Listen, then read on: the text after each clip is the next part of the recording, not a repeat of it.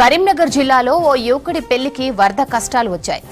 గన్నేరువరం మండల కేంద్రంలో మత్తడి దాటలేక ఓ పెళ్లి కొడుకు నానా తంటాలు పడ్డాడు. పెళ్లి మండపానికి వరుణ్ణి తీసుకెళ్లేందుకు అనేక పాట్లు పడ్డారు బంధువులు. గన్నేరువరంలోని పెళ్లి మండపానికి వెళ్లే రూట్లో ఊర చెరువు ఉధృతంగా ప్రవహిస్తోంది. చెరువు మత్తడి మీదుగా పెళ్లి మండపానికి వెళ్లాలి. అయితే వరద ఉధృతికి పెళ్లి కొడుకు వాహనం నీటిలోనే ఆగిపోయింది.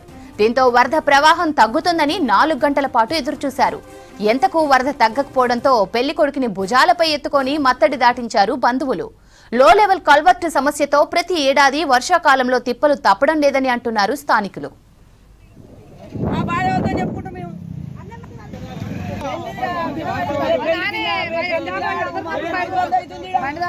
ఎంత ఇబ్బంది అవుతుంది, ఎంత బాధపడుతుంది. 4 గంటల వచ్చి పెళ్లి పిల్లాడు ఇన్న పని ఇస్తుండు, పెళ్లి పిల్ల అన్న పని ఇస్తుంది. ఆ బాధ అవుతుందని చెప్పుకుంటాం మేము.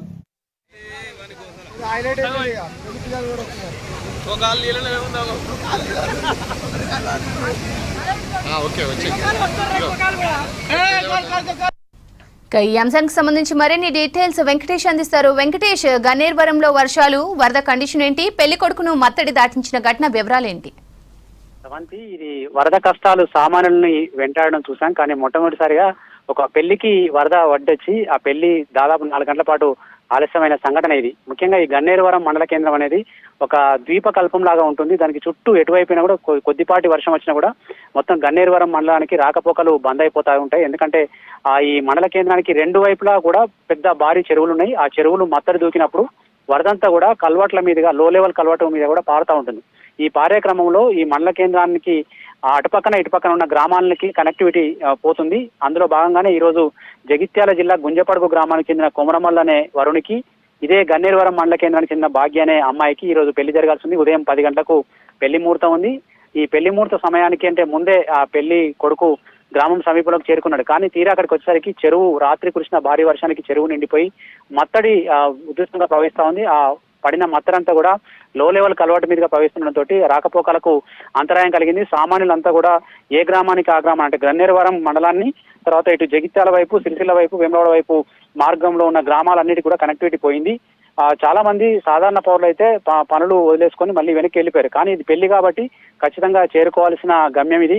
కాబట్టి పెళ్లి కొడుకు దాదాపు వాహనం ద్వారా వెళ్దామని ప్రయత్నించినప్పుడు కూడా వాహనంలో వరద ఉధృతి ఎక్కువగా ఉండడంతో అక్కడే వాహనాన్ని ఆపేసి పెళ్లి కొడుకును దించేశారు. కొంచెం తగ్గుముఖం పడితే దాటి వెళ్ళిపోదామని చాలాసేపు వెయిట్ చేశారు. అప్పటికి పెళ్లి ముహూర్తం కూడా దాటిపోయింది. అయినప్పటికీ సరే లేట్ అయినా సరే తీసుకెళ్లి పెళ్లి చేద్దామని చెప్పి చాలాసేపు వెయిట్ చేశారు. కానీ అప్పటికీ వరద ఉధృతి తగ్గకపోవడంతో పెళ్లి కుమార్తె బంధువులు కొందరు ధైర్యం చేసి బయటకు వచ్చి పెళ్లి కుమారుణ్ణి వాళ్ళు భుజాల మీద ఎత్తుకొని వాగు దాటించి కలవాటు దాటించి తీసుకెళ్లారు. అదేవిధంగా పెళ్లి కొడుకు తరఫున వచ్చిన బంధువులు కూడా తర్వాత ట్రాక్టర్ల ద్వారా సురక్షితంగా మెల్లమెల్లిగా పెళ్లి మండపానికి చేర్చారు. చివరికి ఎట్టకేలకు పెళ్లి అయితే జరిగింది. కానీ ఇది ఒక వరద కష్టం ఎట్లా ఉంటది అనేది ఆ పెళ్లి కూతురుగా పెళ్లి కొడుకు స్వయంగా అనుభవించినట్లయింది. ఇది ఒక చెప్పుకోవడానికి నవ్వులాటగా ఉన్నప్పటికీ నిజంగా ఇది ఒక సీరియస్ ఇష్యూ. గన్నేరువరం మండలానికి 2 వైపులా కూడా మనం ఇంతకుముందు అటు గన్నేరువరము పారువెల్లి మధ్య కూడా ఒక కల్వాటు ఇదే విధంగా ఉధృతంగా ప్రవహిస్తుంది. ఉదయం పూట అక్కడ కూడా పెద్ద ఎత్తున వాహనాలన్నీ ఆగిపోయినాయి.